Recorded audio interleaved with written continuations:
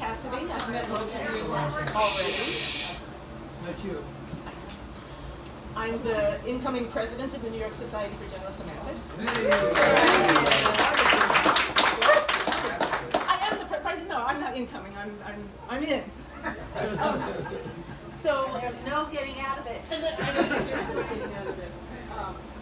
So We'll see how she feels after this story.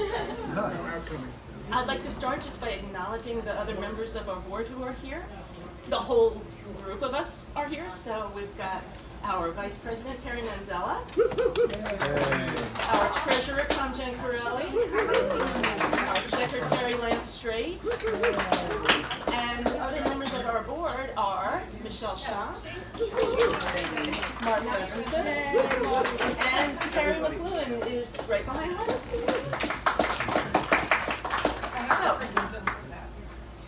So, I should give you just a little bit of a background on where this event came from, where the idea came from. So Lance and I and Tom, we were talking about what's the first thing going to be. It's going to be summer, so I'm thinking, well, it's going to be hot, and people are going to be stressed out because of all the reasons why people are stressed out. So it should be, I wanted it to be brainy and intelligent and intellectual and all, but also playful in some way. And that thought immediately got me thinking about Neil Postman. And actually, before I go any further, I need to acknowledge our guests of honor, Shelley Postman and Madeline Postman. I'm so excited that you're here because Neil epitomized that great intellect and very playful nature that I hope we will be able to kind of capture and recreate here. He also, anyone who knew him, I think will agree, you may disagree with me if you want to, but I think you will agree that two things. One is that I can't be the only person who is walking around the world right now thinking, I wish Neil were here to tell us what he thinks about this, or I'd love to know what he would have to say about fill in the blank. And that Neil had this uncanny ability to he could completely disagree with someone, right? 100% thoroughly disagree, and yet do it in such a friendly way that people were, at least as far as I could see, were not mad at him for it. But he would call it snotty. He would, but there was something that he could get away with. I don't know how many times I would hear him arguing with someone and then saying, and just imagine Neil's voice saying this, are you out of your mind? You know, right? you're stupid, don't you? Well, and it never changed anybody's mind, at least in my experience. It wasn't, I don't know if he was out to change anybody's mind or not, but it was never the case that the person would then say, oh, you're right, I am really wrong. It never happened, but I don't know that that was really the point, because they could go on and have a pleasant conversation and even a playful conversation. And if it was just before lunch, you knew that person was coming to lunch with us, and then he'd be talking about baseball and whatever else. But there was this ability that he had to maintain a sense of humanity in the face of disagreement that we could all do well to emulate and have more of right now, I think. So anyhow, when we think about Postman's work and general semantics, the obvious choice is crazy talk, stupid talk. We all mostly brought our copies with us, just not that we needed them, but I don't know, we just wanted to hold them, I think. And so generally the way we will work here is roughly like this. Sorry, the Olympics piece is that, they're about to start, and so it felt like a nice playful way to add that piece in and not get too serious. It's really hot out. It's really hot in, right? So, so our panelists here, who I will introduce to you in a second, first we'll have Marty. He's going to give you a little refresher on exactly what Postman meant by crazy talk and stupid talk, because you are now the Olympic judges, so you need to have some idea what you are judging. I'm about to explain how you're going to do that. He will give you that little refresher. We will each present to you an example of crazy talk, and then we will each present to you an example of stupid talk. And you are about to receive, Lance, I hope this was okay. IGS has these great bookmarks that I just love, and they have a little space on the back for writing things. So I have pre-set up, we're going to keep it simple, it's summer. You're each going to get one of these, and you're going to just write who you choose for the best crazy talk, not the craziest or the stupidest, but the best example of crazy talk, best example of stupid talk, and then some impartial person or whatever. I mean, we're competitive, but I don't think we care. Oh, I expect judges. Okay, so Did you bring pens for everyone? I did not bring pens for any. You work it out, how you're going to show us on this thing. If you forget our names, you'll think of something, you'll be fine. I'll give them out now, though, in case you want to take notes or something while people are speaking. So, just like in class, I'm going to start a group over here, and you send them back. I'm going to start. Oh, you get one too. And send them back, and Don't use AI to grade her. yes. Oh, thank God, I thought they were delaying So, let me just quickly let you know who our Olympians are. Well, I'm blocking you now. Missy Alexander Hi, everybody. has her PhD from New York University in media ecology. She is Provost Emeritus from Western Connecticut State University. She served as pedagogy editor for EAM, Explorations in Media Ecology, from 2003 to 7, as associate editor for Etc., a review of general semantics from 2008 to 11, and president of the New York State Communication Association in 2007. When not thinking about education, she is a singer-songwriter. Oh, beautiful. We'll just go in order. Michael Grabowski is professor in the Department of Communication, Sound, and Media Arts, and is director of the Game Design and Production Program at Manhattan College. He is the author of the forthcoming book, Ethics of Virtual Reality, Technology, and Experience, and editor of the collection Neuroscience and Media, New Understandings and Representations. As a former chair of the communication department, he often battled stupid and crazy talk from college administrators. And his colleagues. Martin Levinson is a past president of the Institute of General Semantics, book editor for Etc., a review of general semantics, and a contributing editor to The Satirist, a critical online journal. He has published dozens of articles and 5 books on general semantic subjects. His most recent book, Lunch with the American People, contains a collection of his satires that deal with contemporary concerns. He is currently a faculty member with the, is this Osher? Lifelong Learning Institute at Stony Brook University, a teacher for the United Federation of Teachers Side Beagle Learning Program, and a lecturer on topics of historical interest for tri-state public libraries. And Bill Petcanis earned his PhD in media ecology from the Steinhardt School, NYU, and a BA in communication arts from SUNY New Paltz. He has been on the faculty at Western Connecticut State University since 1991. Bill serves as an associate editor of the Atlantic Journal of Communication, and he was the editor of Etc., a review of general semantics from 2008 to 2012. And me, you met me. I'm a professor at Adelphi University, where I was chair for 14 years. So I too encountered plenty. I am the editor of Explorations in Media Ecology, the journal of MEA, and that's enough. So I'm going to sit down and let Marty. Peggy. Yes.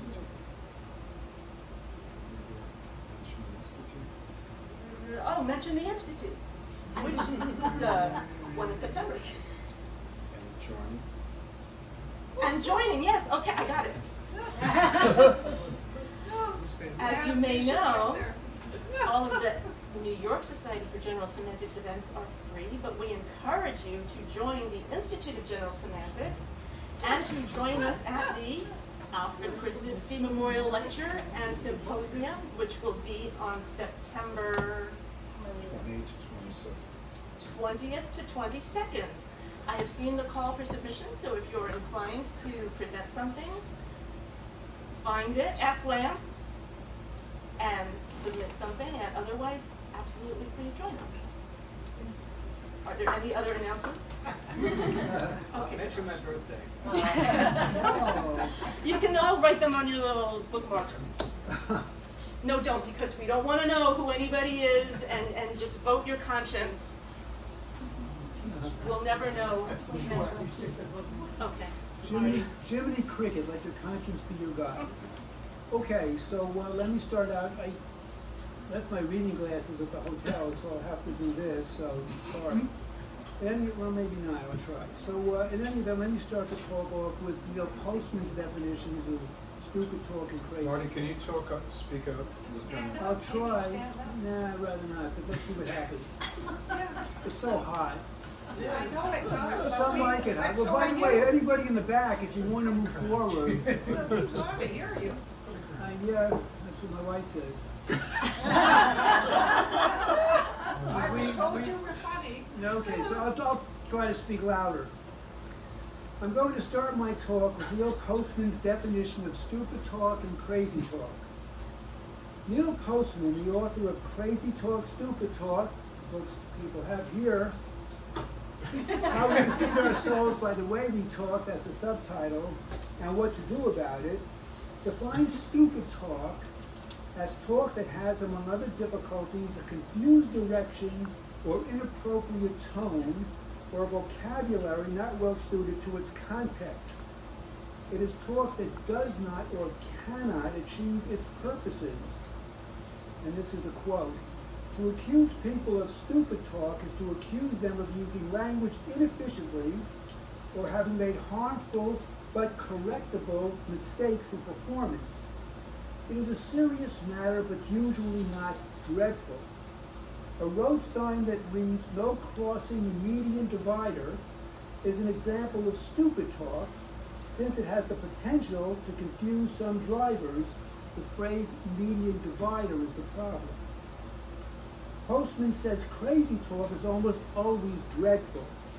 It is talk that may be entirely effective, but which has unreasonable or evil or sometimes overwhelmingly trivial purposes. It is talk that creates an irrational context for itself or sustains an irrational conception of human interaction.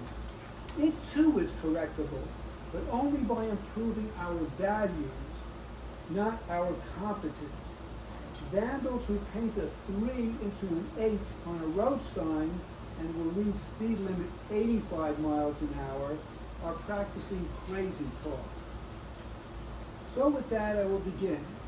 I believe the presidential debate that took place on June 27 presents a textbook case of stupid talk, which was the predominant mode of discourse for Joe Biden, clashing with crazy talk, which was and is Donald Trump's favorite way of communicating.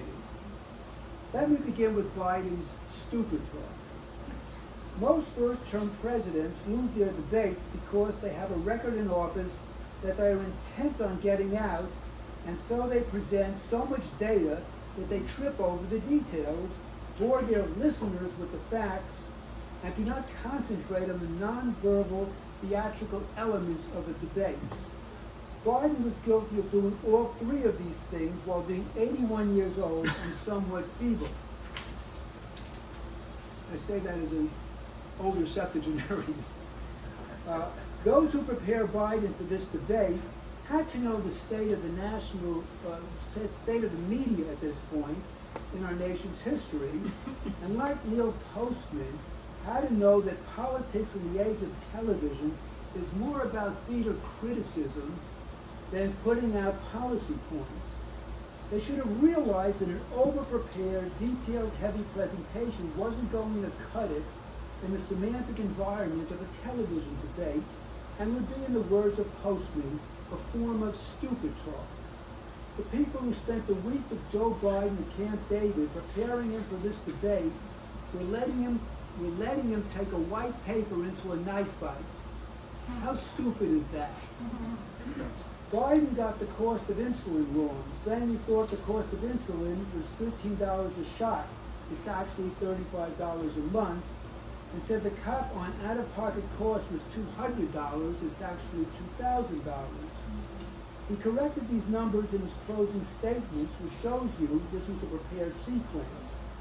But even if he got all the facts right, Biden presented too many of them, and while doing so, jumbled them up with Trump's record and some plans he had for the future. In a nutshell, it was too much information presented in a mumbling style and not in order. When he concluded one of his rambles with how his administration finally beat Medicare, you would have had a mind read to get what he meant. his administration finally beat Big Pharma by forcing them to negotiate the price of prescription drugs. You can see on his face the effort he was having to come up with that factoid, which is not what you want to show viewers who expect a confident, know what the point is president. Trump called Biden the worst president in history, reiterated ad nauseum how terrible things were on the border, refused to answer any question, and returned to his 2 points. By and large, he lied his ass off. Unfortunately for the Democratic Party, the context was over in the first 10 minutes. I know I got up and left the room. I just couldn't stand to watch it. Biden improved as the debate went on by showing a little emotion, but it was too late. His stupid talk and poor delivery sunk him. Biden's debate preparers thought a nuts and bolts flurry of facts and numbers would be a winning strategy in a country that, since the advent of television, has been less interested in critical thinking and more interested in, get ready for this, Postman fans, amusing itself to death. In my opinion, his preparers were guilty of political malpractice in not taking this notion into account, particularly as a strong case can be made that one of the reasons Hillary lost in 2016 was that she was not as entertaining as the TV celebrity she ran against in the second debate. In the second debate, if there is one, Biden supporters better hope that lessons were learned from the poor strategy Biden used in the first debate, and that the stupid talk will be kept to a minimum.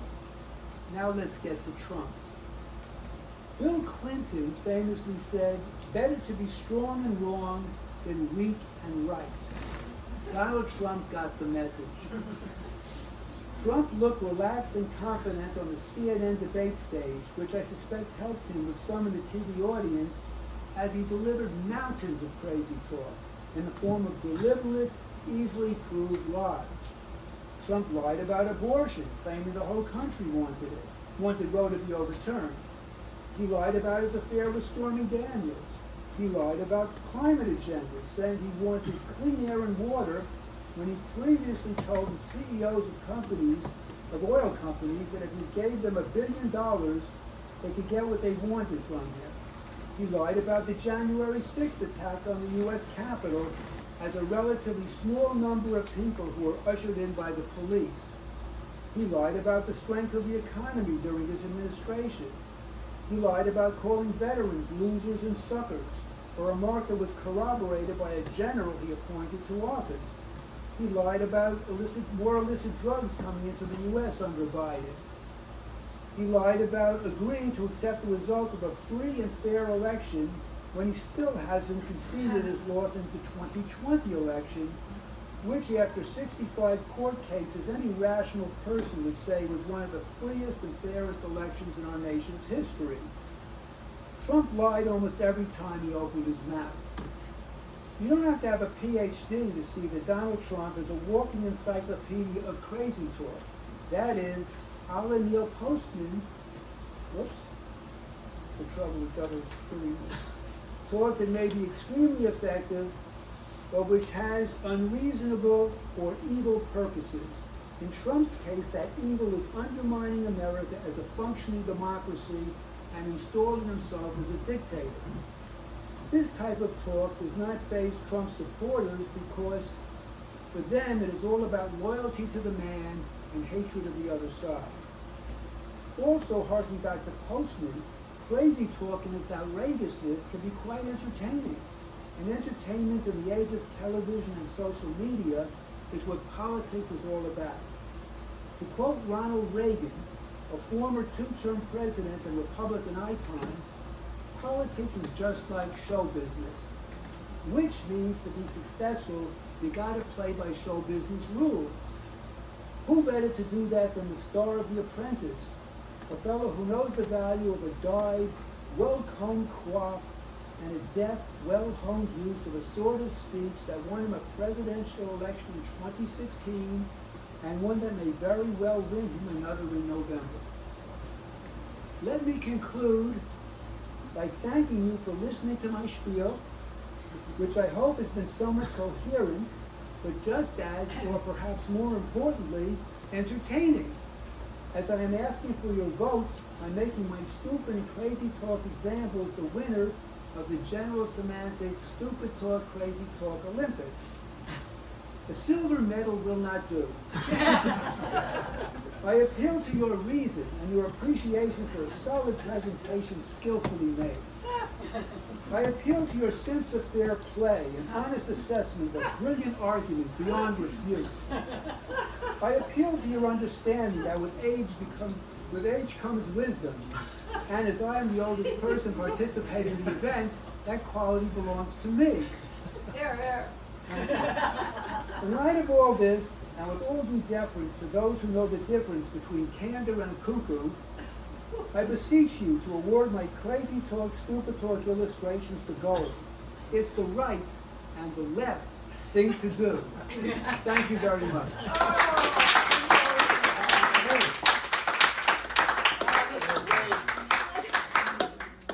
Now, before we go on, you can give Marty extra points for weaving his crazy and stupid into one presentation. That was fancy. Let's now do all our crazies, and then we'll do our stupids. Mine are both stupid. I'm thinking save stupid for second because crazy can be upsetting. Stupid is going to be I fun. have stupid. I have both stupid. You did it too. Okay, well we're going to let Bill go. I understand it and try to read this in this light, which is not easy, but I think I can do it. Great that you're standing up. Yeah, and You look very earnest. can we turn this light in? Okay, Crazy Talk, Stupid Talk is a great book because it gives us so many general semantics lessons. You want more? Yes. That's almost all I've got. We need to hear you. But He's obviously retired. and here's some of the lenses I look through. First, fanaticism, a sentence which is always true, and in our politics is fueled by largely negative partisanship. That is, people don't vote for something so much as they vote against someone. Systemophilia. Louder, we need to hear you. Oh, I'll get closer. I'm sorry, you can. Can catch you Systemophilia everywhere. is broader than technophilia. The inability to see the possible negative consequences of a plan, no matter how obvious. Of course, Barbara Tuchman's March of Folly is the greatest historical example of this. Currently, though, we have these zombie ideas, zombie tax cuts, for example, that if you cut taxes, it will somehow increase revenue, or the tax cuts will pay for themselves, which is nonsense, and it's been shown to be nonsense over and over again, and yet it's still spouted by politicians. IFD disease, which Neil, I see the fan is on. Yeah. I hesitate to. Yeah, we don't want to turn it on. IFD disease, which Neil talks about in Crazy Talk, Stupid Talk, and one of the problems with IFD disease is the no goal for feeling adequate or happy. Those of us in the baby boom generation grow up with some idea of what it would take to be adequate and happy. I don't know a person under 50 who's not in therapy because they're not happy, they're not adequate, something's wrong, and they all have to go to therapy. Model muddles, great lens, conflicting metaphors, or as Irving Goffman calls the definition of the situation, coming dangerously close to metaphor of our politics, becoming actual war, as we saw last weekend. Reification lens, which Postman is quoting from the book, asking us to see and evaluate something from the perception of his sociological construct. We see much crazy talk around the word gender, which has an assortment of meanings: social, biological, functional, cultural, in various semantic environments.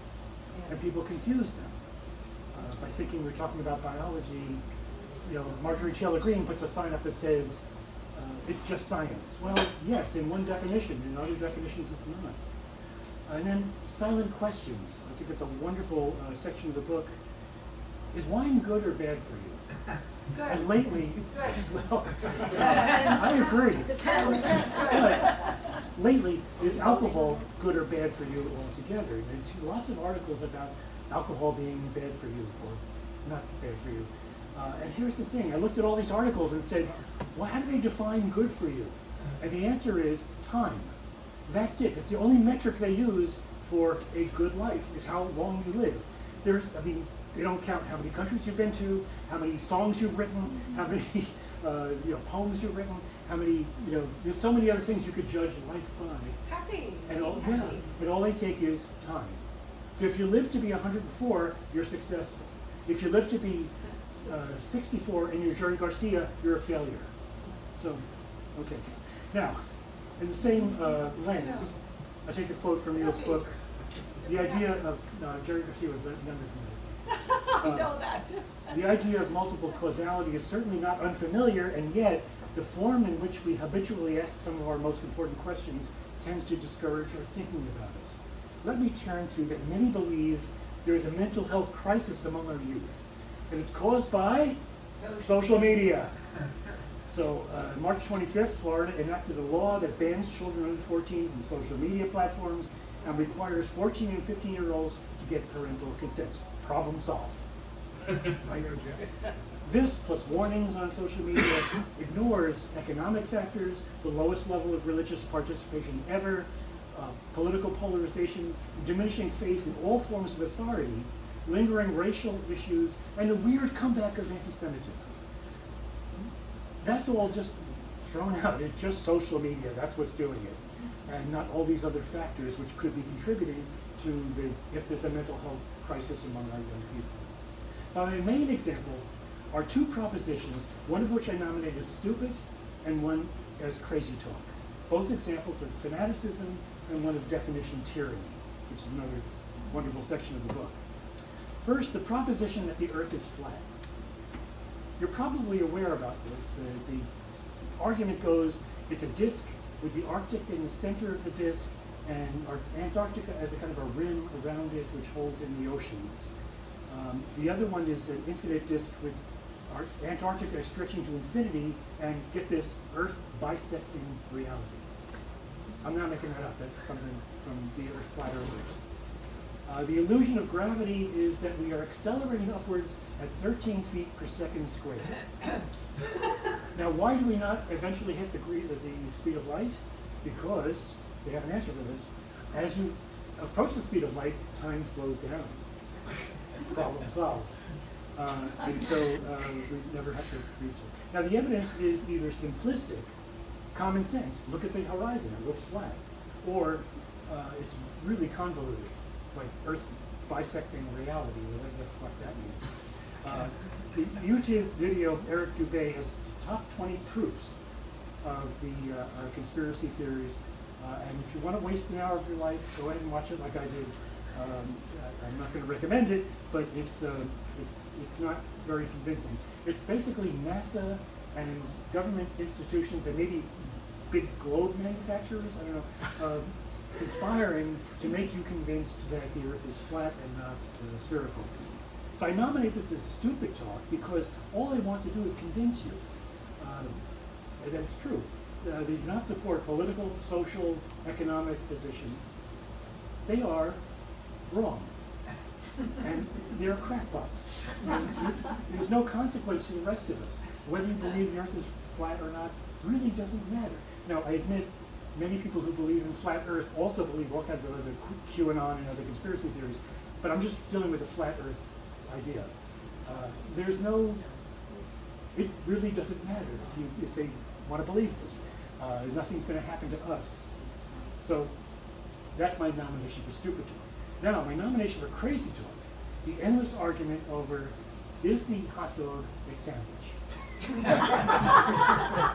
According to Merriam-Webster, it is, yes. The DC Count research organizations say 61 of people who choose a side say it's not a sandwich.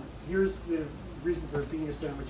It's bread around a filling, which includes sandwiches and not tacos and burritos. And typically eaten without utensils.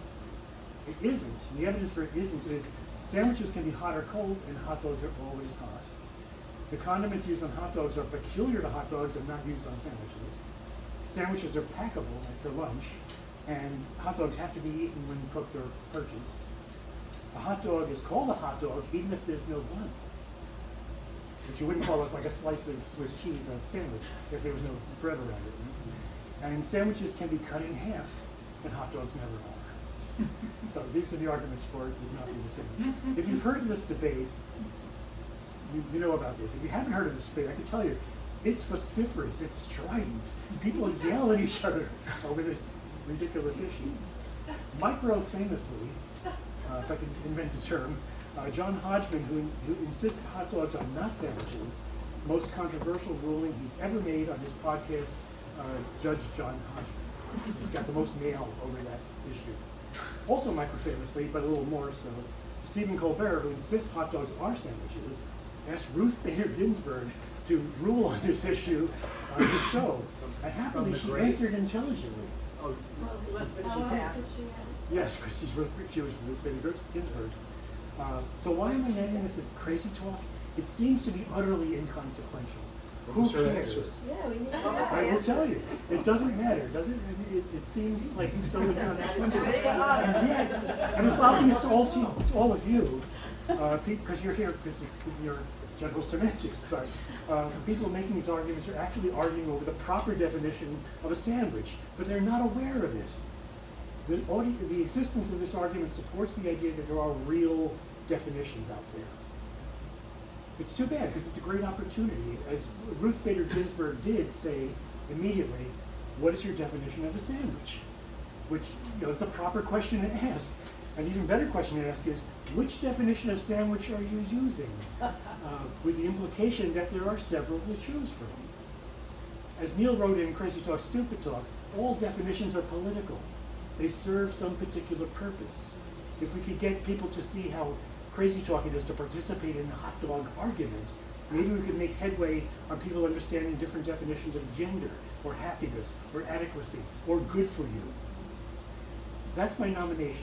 And it's amusing to note flat earth sounds crazy, but I think a better thought is stupid. And the hot dog sandwich debate sounds stupid, but I suggest we put it in the category of crazy talk. Thank you.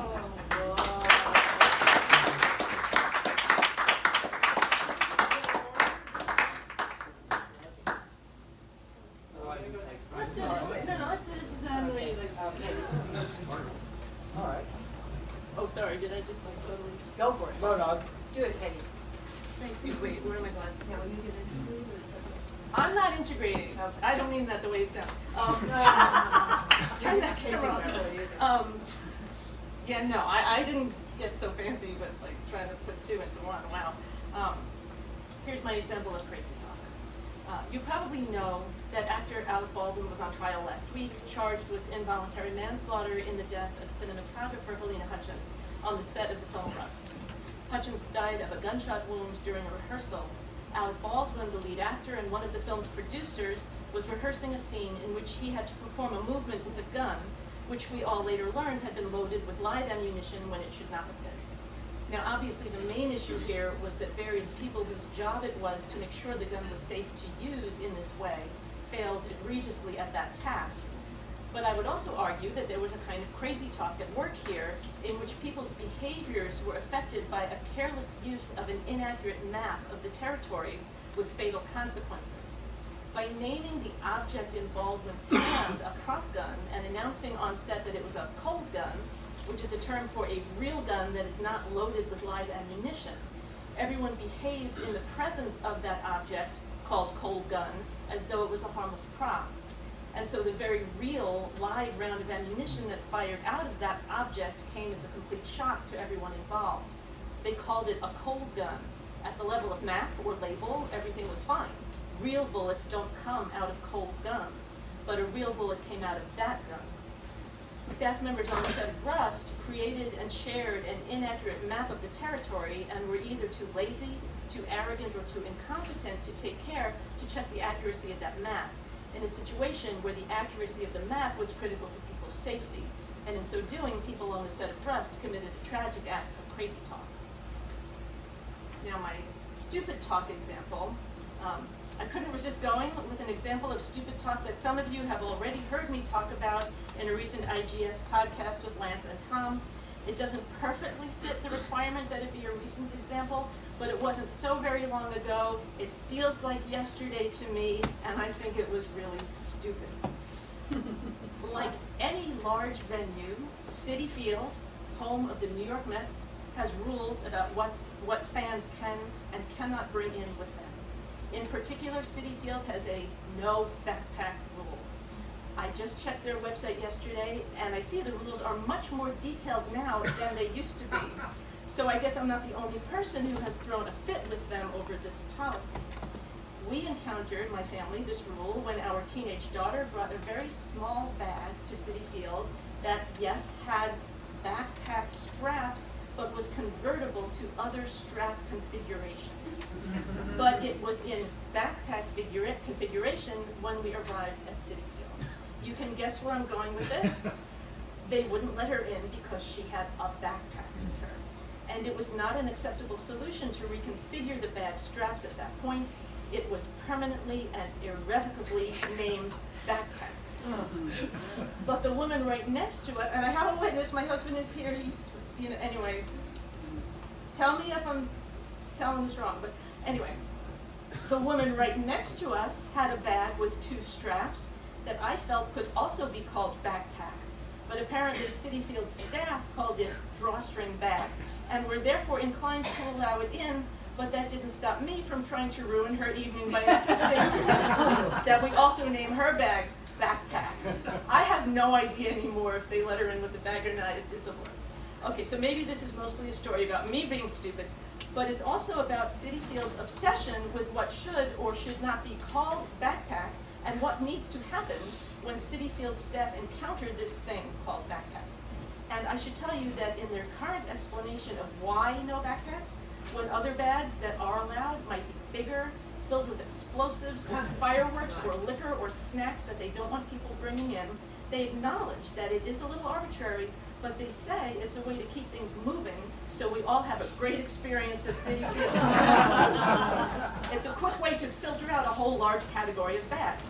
Well, it keeps things moving until an angry mother like me throws a fit, and then they really could have kept things moving by wishing us a wonderful time with our daughter and her container, which probably contained a hair tie, some lip gloss, her phone, and maybe some gum. Nothing that made it worth all the fuss and bother that they created by insisting on labeling it backpack and behaving as they had been trained to behave in the presence of backpack. Stupid talk.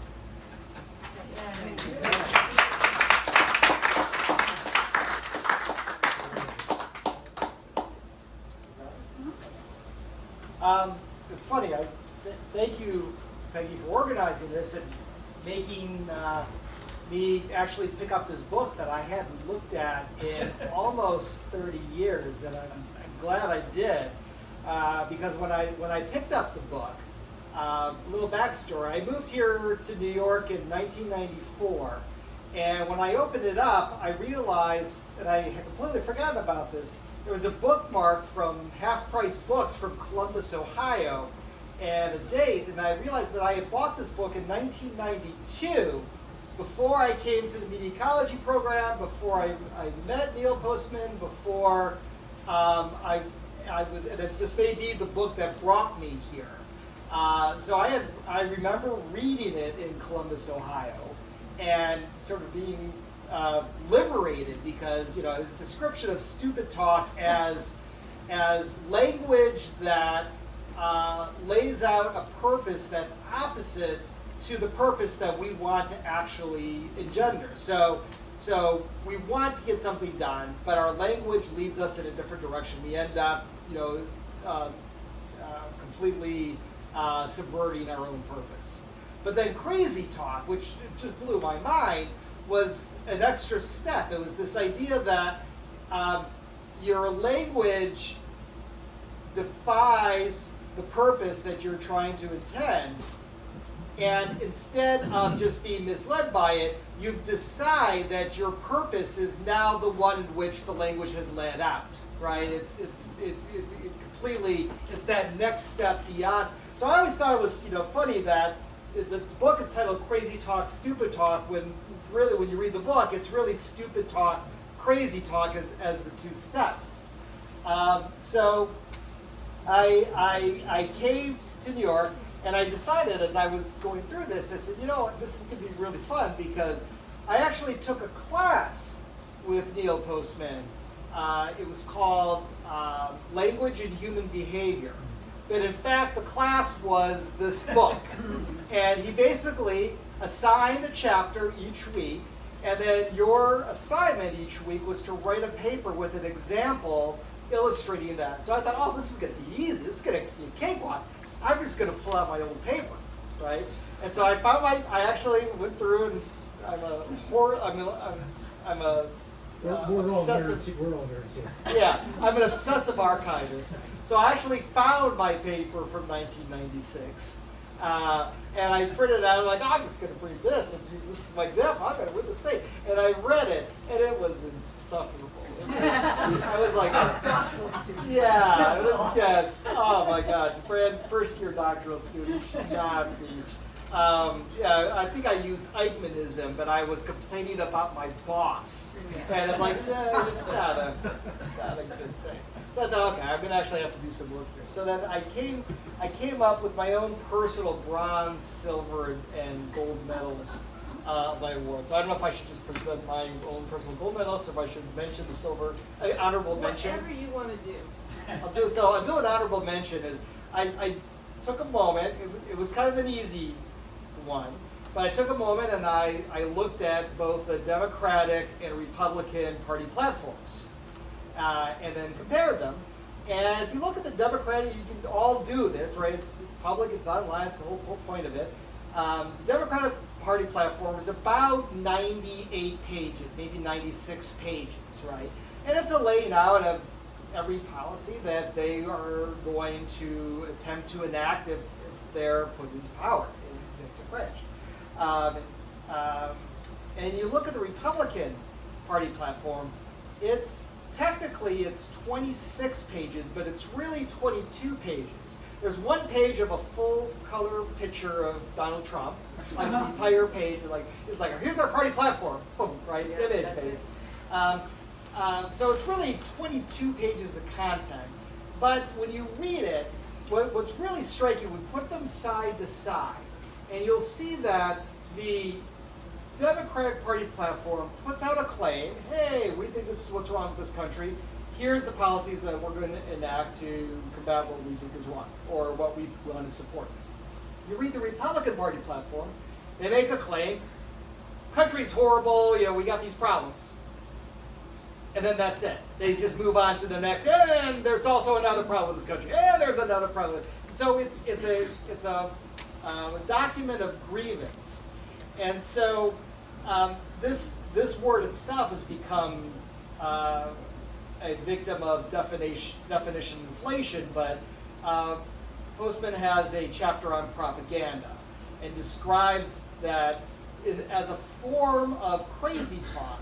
Propaganda puts forth assertions or claims, but never follows up with evidence or a process to a solution. So that's my honorable mention. But by far, it took me a moment, but by far and I have to credit my wife Laura Trapp, who looked at me when I said, oh, this got doing this assignment and everything. And she said, well, wait a minute, don't you always complain about this? I said, you're right, this has got to be the number one. I'm putting forth for consideration to our impartial jury the word wellness. Now, is wellness a form of stupid talk or crazy talk? I'm having trouble with that. And then I tried to pick a category because, as Bill had listed all of the chapters in which there you could have these examples of crazy talk and stupid talk. So I thought, is wellness really part of an IFD disease? That we have this idealization of this is what we have to be, to be well. Frustration, I'm having another glass of wine and a second burger. It's not happening. And then disillusionment. This is never going to happen. So I thought maybe it fits in that corner. And then I thought maybe it's reification. Wellness as a symbol pointing to all of these things we're supposed to do to quote unquote be well, is reified into the thing that you have to achieve, as opposed to a set of procedures that you can go through to achieve this mythical thing called wellness. And that led me to inflation and mystification. maybe this is just an example of definition inflation. Now, wellness can encompass any number of things. But then I decided, well, let's look and see where wellness is actually used. And so this is a fun exercise. I recommend anyone do this. Just go ahead and do a Google News search for wellness. And what are your top results? Is it, hey, here's how you can be healthier? No. We have a wellness startup, VO, targets oral health with toothpaste and gel formulated with microbiome data. Run the Runway co-founder on why relationships are critical for mental wellness. 12 beauty products used in some celebrities' holistic wellness routine. Celebrity favorite, SAJ Spain is one of the world's top wellness clinics. Oh, I got to get to that exclusive clinic. There's actually a wellness competition on achieving who can be most well. So I'm going to close out this nomination with my own employer. You know, employers want to make sure their employees, but reduce their insurance costs, are well. So they promote wellness, and so they offer a series of online wellness seminars, information on what you can do to be well. Well, I thought about that. And I thought, well, wait a minute. I'm sitting in all these Zoom meetings all day long, sitting down, staring at a screen. And you're telling me the solution to this is to continue sitting down, staring at a screen, watching these wellness online seminars. Something is wrong here. That's when it occurred to me that wellness is really shifting with the silent questions of responsibility to health to the individual. So rather than changing the conditions in which, let's say, more leisure time, less working hours, more active work, less sitting in front of a computer screen all day long, more leisure income to be able to achieve activities that can improve mental health, rather than deal with some of the structural inequities that leads to the problem that wellness claims to solve, the term wellness shifts that responsibility onto the individual and makes it our problem. This is your problem, your problem, your problem, my problem as individuals. Oh, you're stressed out, you're not well, you're not doing wellness well enough. Why don't you enter this competition? So that is my nomination.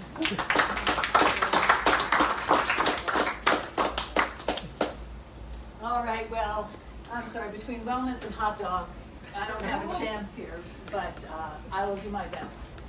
I am, as mentioned, emeritus. That means I retired from being a provost, which means I have a lot more time to sing, which is way better.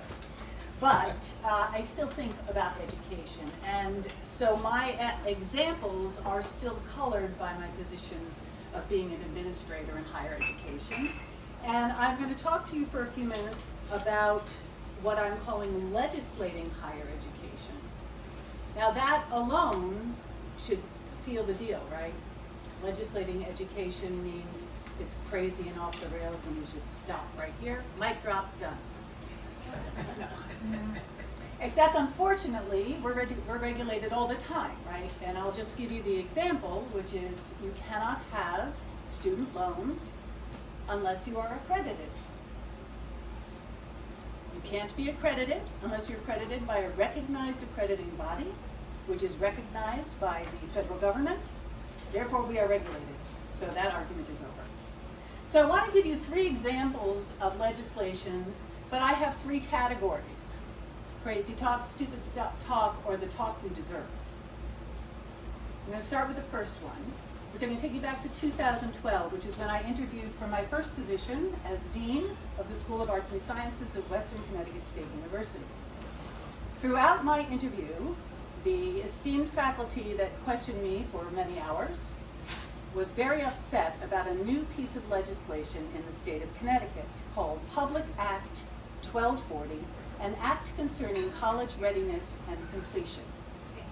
Now, I'm not going to read the whole act to you because it's 4 pages long, but I'm going to give you the gist of it. The gist of it is remedial education sucks, stop it. Now, what do they mean by this? The legislation said, basically, if a student is admitted to your college and they need a remedial course, you must either give them what we now call a co-requisite course, which is you give them support while they take the mainstream course. Writing 101 and math is what we're talking about. Or if they are so far behind based on our metrics that they need a course that's just about catching up, they may only take it once. If they take it again, no, somewhere else, not at your college. Now, the faculty turned to me and said, so is the legislature trying to make our students smarter by passing a law? Well, I thought it was pretty funny. It was an interesting question, and having recently come from the faculty ranks, I understood exactly where they were coming from. So I had to ask myself this question: what is going on here? What is the context in which this makes sense? As I examined the context for the legislation, I thought, why would faculty argue that the law is meant to superficially make the students smarter?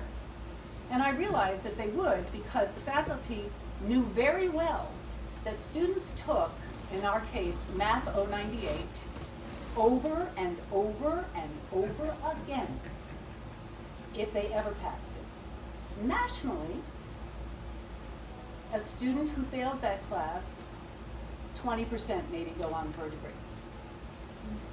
That is the fact. So the faculty knew they were taking it over and over again and didn't believe they could pass it once. But the legislature decided to pass a law because, guess what? They knew that students were taking this over and over and over again without passing it, and they were seeing no result. Now, if you want to know the horror stories of all of this is a lot of debt, because students pay for that class. Right? Now, I looked at this language, though, and thought about it from this general semantics point of view, and what I see is a kind of bypassing going on, right? The faculty are focused on a learning environment. They're not at all interested in those statistics, or they weren't. The legislature is focusing on a process problem, and they were looking at K-12, by the way. This wasn't devoid of K-12 critique. But they were looking at that. So they made a law about what you would have to do in your classroom. Now, on the one level, I would say that's crazy. But they were trying to solve a deep problem that was going on. And by the way, these solutions have much more evidence that they're effective than what was going on. So I think it wasn't crazy talk, but it might have been stupid talk, because they were not talking to each other. They were bypassing each other. But most of all, I think it might have been the talk we deserved, because we were not looking at our own outcomes. But that's the best I'm ever going to say about the legislature. So trust me, it gets worse from here. The next legislation is in 2021. It was passed in South Carolina. It is called Reinforcing College Education on America's Constitutional Heritage Act, REACH. And this is what it says: a public institution of higher learning that offers classes which may fulfill general education requirements shall require each student to complete no fewer than 3 semester credit hours or their equivalent in American history, government, or other course. And that provides a comprehensive overview of, and at a minimum reading of, the United States Constitution in its entirety, Declaration of Independence in its entirety, Emancipation Proclamation in its entirety, a minimum of 5 essays in their entirety from the Federalist Papers, one or more documents that are foundation to the African American freedom struggle. Note they couldn't name any. And no public institution of higher learning may grant certificate of graduation without these. Now, when I first heard this one, I thought, careful what you wish for. Might be a good idea that we all know that stuff. Might be a good idea. We might be able to argue a little bit more with crazy laws, strange Supreme Court decisions. But I think it's a little more complicated than that. Now, in this case, I want you to think about the metaphors going on. Kind of a model muddle, if you use Neil's terms here. So the dominant metaphor of legislation is really about compliance, right? They're supposed to do this. And what you see that is in minimum exposure to and read these. There's nothing in the law about learning something, about understanding something. Whereas educators, who by the way are screaming academic freedom up and down to try to reverse these things, and rightly so, are saying we do understanding, analysis, critical thinking. So legislating that you are exposed to these things is a kind of stupid talk. It defeats the purpose of what's going on. But this one's a little more nefarious, because the organization behind all of this is called the American Council of Trustees and Alumni, and they are positioning themselves as the next ranking system, right? So families can know what kind of college their students are going to and what they might be exposed to. Now we're talking crazy talk, okay? Now we're talking crazy talk for sure. And what is most problematic, thinking of the propaganda piece, is that if you read their website, they wrap themselves in academic freedom up and down. But every sentence is about how the conservative voice is oppressed on college campuses. Now listen, our news media are contributing to that problem in big ways, and I'll talk about that with my last example.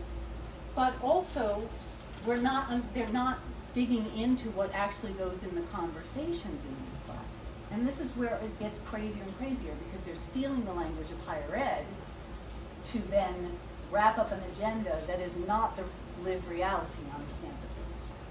All right, my last one.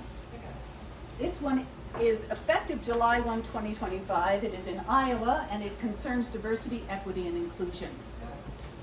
Iowa has embedded in their education bill the following proclamation, law, rule. Public institution of higher education shall not, except where otherwise provided by federal and state law, do any of the following. 1, establish or maintain diversity, equity, and inclusion office. 2, hire or assign an employee of the public institution of higher education or contract with a third party to perform duties of diversity, equity, or inclusion. 3, compel, require, induce, or solicit any person to provide a diversity, equity, and inclusion statement or give preferential consideration to any person based on that statement. And by the way, no money, not just state appropriation, no money may be spent on this, even if it's somebody donated it to your university. You can't do it. Now, where to begin, right? I want to start with something that you might not consciously be recognizing here. The diversity, equity, and inclusion are euphemisms. They're euphemisms for anti-racism, anti-biased behavior. People hate it when you call them a racist. And so the people that are behind all of this are sensing under our diversity, equity, inclusion thing the accusation. The accusation is that something racist is going on here. And it is. Come on, it is. It's going on in little places, in big places, in small things, in big things. This is what we do in higher education. We uncover it as we discuss and we explore. So the reaction is not actually wrong that we are saying that. And they are not fooled by us changing the language to these euphemisms. Nevertheless, they're totally crazy. Okay? Because in the first place, let's start with stupid talk. It's stupid if it doesn't work.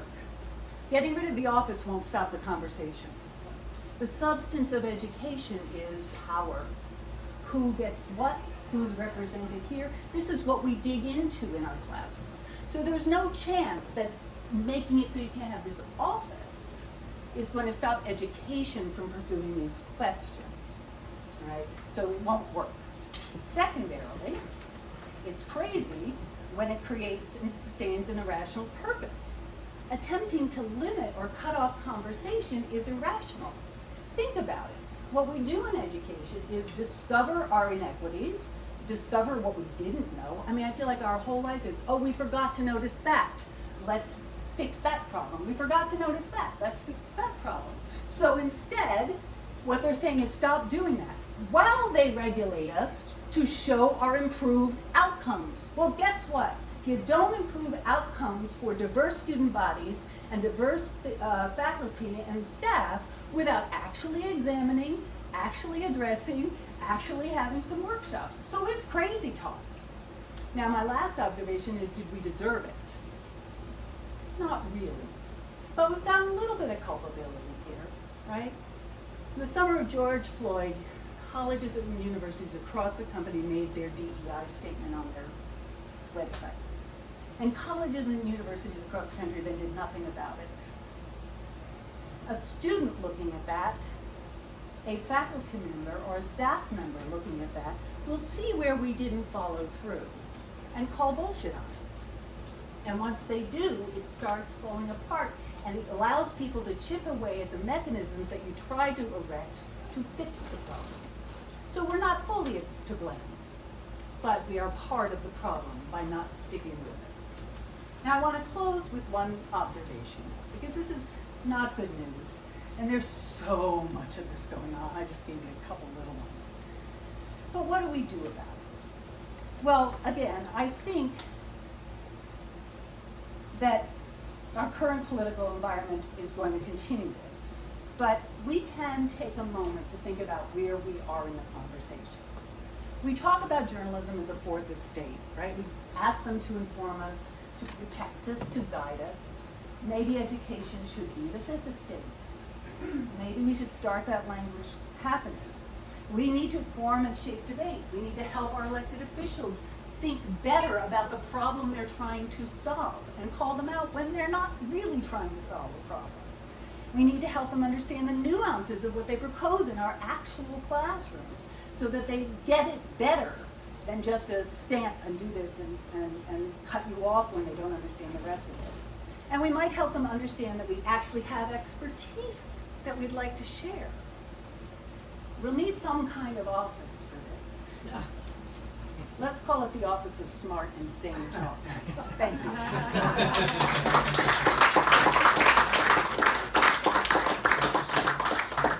Okay, well, first, can we thank our Olympians? And now it's up to you all judges to in some way indicate on your ballots who your pick is for crazy and stupid. And yes, you need more. Once again, give us the first name of each Ah. person. Missy, What is the first one? Missy, Missy, okay. Michael, Michael, Peggy, Becky, Marty, Marty. Bill. Okay, thank you. And I guess we'll mix and mingle here for a minute. We can do some Q&A or whatever if you want. I just want to say one thing. Yes. While you're all voting, I hope this doesn't influence your vote. I'm already manipulating the election. If you search for this book, if you say, oh, this is interesting, I want to learn more about this, you're going to find that there's only some used copies available, that the book itself is out of print. So I want to encourage, if there's anyone who has the power to do this, is to help bring this book back in print, because it is most useful and it's really accessible reading. Let's see. I know, Sal and Paul there. You look like guys who can count. Oh, Maybe Michelle needs to I help. can't get, when I do exercises, I get it wrong all the time.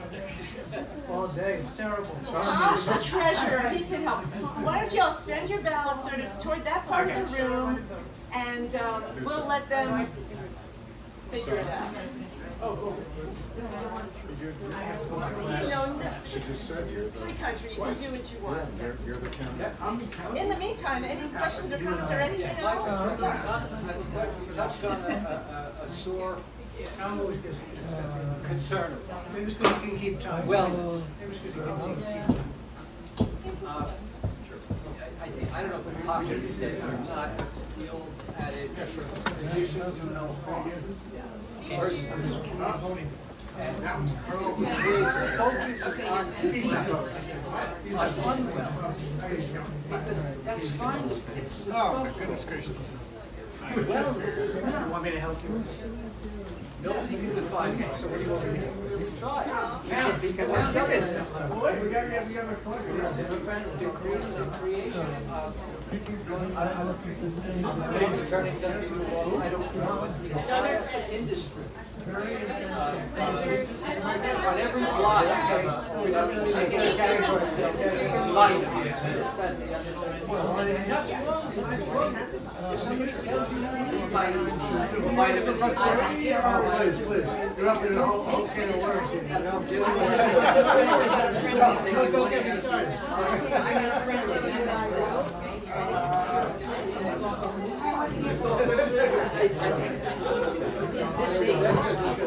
My question is, that was my speech. My question is, call it crazy talk or stupid? Because I would prefer you called it crazy. Yeah, well, that's the problem with wellness, is that, first of all, it's a noun, right? It's not saying you need to be well, right? Because being well suggests we have to do something about it. The wellness suggests, oh, this is a state of being, it's a thing. You're labeled, this is perfect general semantics. You can achieve through drugs. Because, yeah, you're being labeled, oh, you're engaging in wellness. And, what I found really interesting about rereading this book after 30 years is that Postman actually mentions general semantics right at the beginning of the book. And I didn't realize that I was, as a young 20-year-old undergraduate, reading about general semantics. I thought I was just reading this really accessible guide to all this, but that's really what's embedded in all that. And so reification about, the map is not the territory, but this idea of labeling that something is a thing of wellness as opposed to an adjective. This is what the inflation of it too. No one wants to be unwell. Oh, I'm against wellness. Oh, then you must be for unwellness, right? So by inflating that definition to be anything you want, it becomes a supreme propaganda marketing tool. And Postman actually says in here that, hey, there are some forms of propaganda that are actually really useful, like advertising. And this is the perfect form of that, because you could say, oh, you want to be well, here's retail therapy. But at the end of the day, like all forms of consumerism, all you're going to be is less well because you'll be less wealthy because you spend all your money on these products promising you that you will now become this thing of wellness. And now check, because there's no medical basis. Yeah. Not approved by the FDA. They don't look at this, except to find out it's going to kill you. That's right. They have the notion that That's what the Nazis hurt you, as opposed to the notion of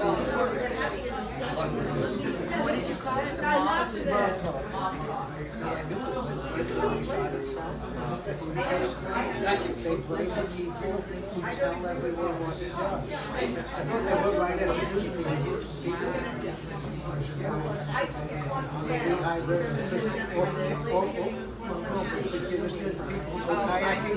They're all like very, very rural working class. That's so funny. I don't think there are too many Biden supporters in the group there. So I'm the one person in the parking lot listening to NPR.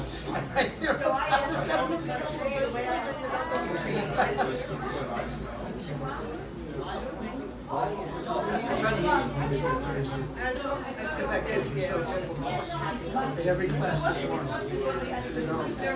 Very intelligent, intellectual support. It's a true story. You can look it up. Where you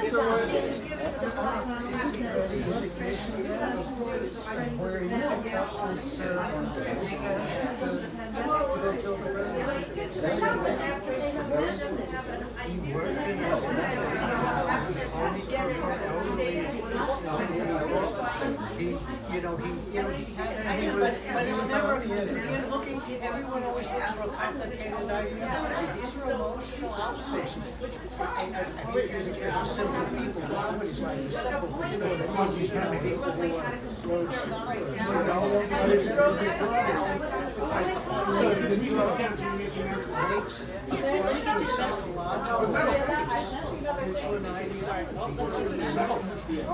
Thank you. Well, I think Marty would be a Burning, you know what I mean? Because we don't want to, how many votes they got, how many votes they didn't get.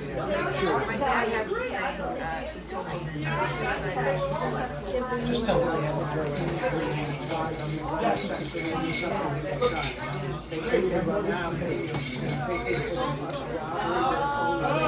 I'm so good. Oh, I didn't know that. Hold on. Oh, man. Okay. You can do this any way that makes sense, you know? Wow. Okay. Some Wow. people might not have. Yeah. They'll use it.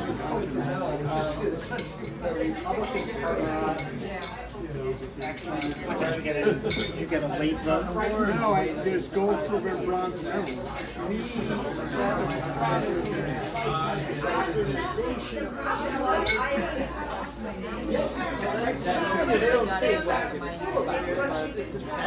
I have to change my coding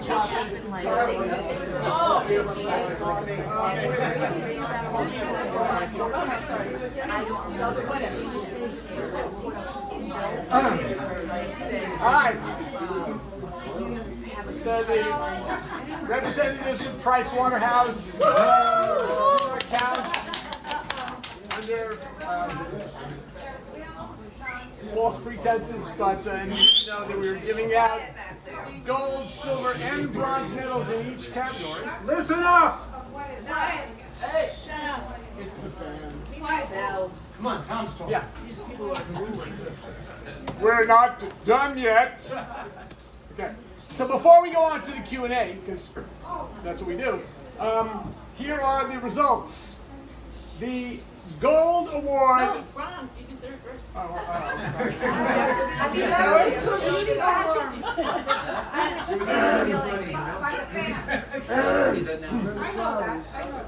The bronze medal for Crazy Talk goes to our Master of Ceremonies, Pig.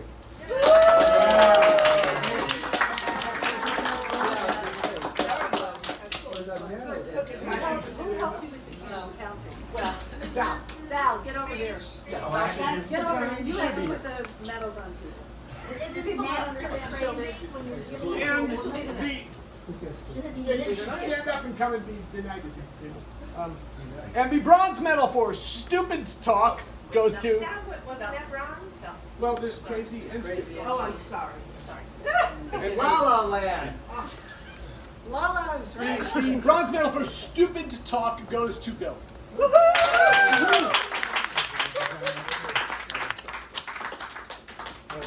Okay, we have a problem now. We don't have enough medals. I have more medals. Oh, you have more medals. Good. Okay. Just tell me what you need. Not yet. Not yet. Everybody gets a The silver medal for Crazy Talk goes to Mark.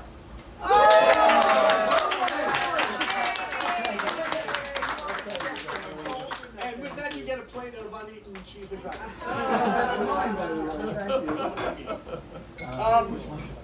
Right, so here we are. Now we need 2 silver medals. Got an extra silver medal there?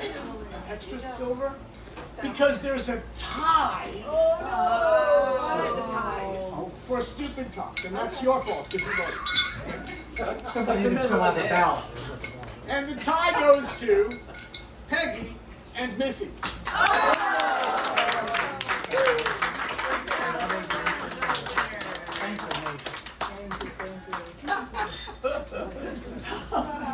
All right, and now we need a drum roll. Drum roll. We have gold medals to give out. I'm sorry. Oh, gold medal. They got a lot of gold. Does it Gold always medals. ties? Are they really gold? All right. So the gold medal for Crazy Talk goes to Missy. Good. You totally messed me up. And the gold medal for Stupid to Talk goes to Marty.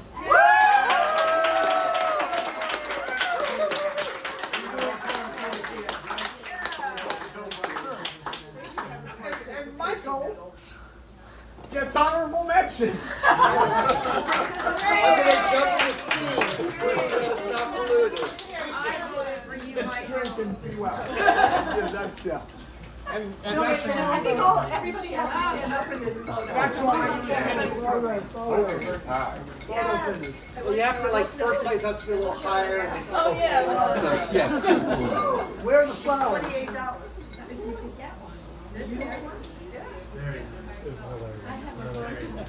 Well, thank you, Peggy, for this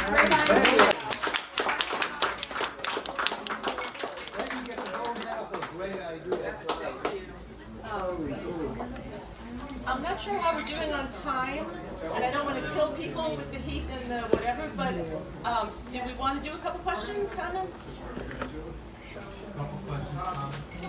It never hurts. Well, absolutely, take a bookmark. I have some more. Take a bookmark. Take a bookmark. Doesn't matter who voted on it. Any questions, comments, examples of your own? Yeah.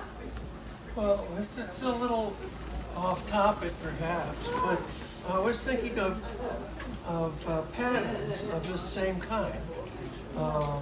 And there's one that's been bothering me for a while, and I think it might be called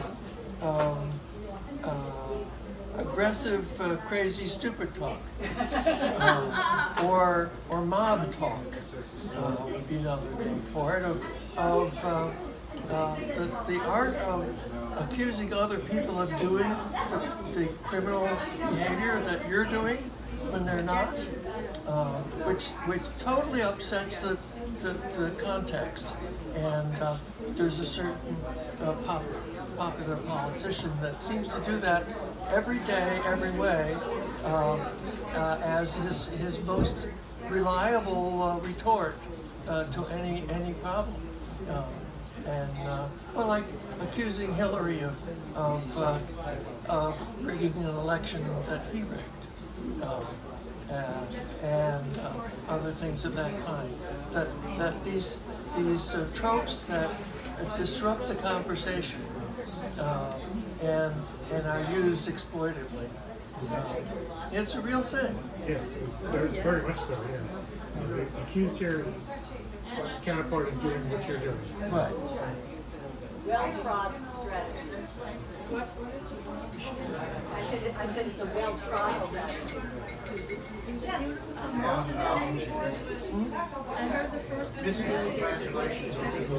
Well, thank you.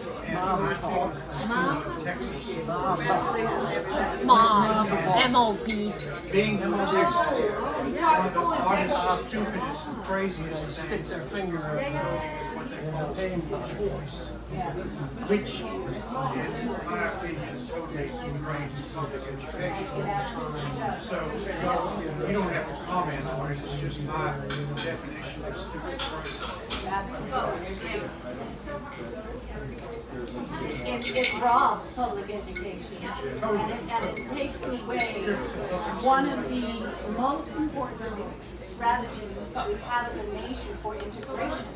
And by that I mean not just colors of people. The language they use around promoting this is rapid in fairness and equity and nonsense.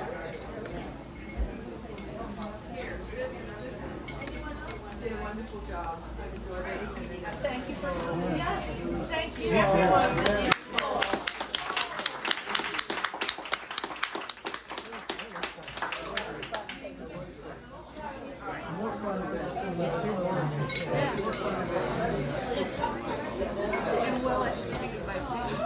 I'm way down by my It's really a burden.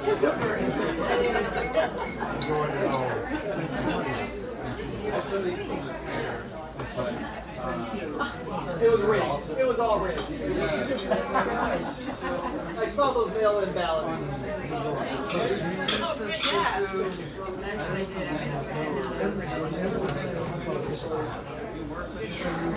Really? Oh no, I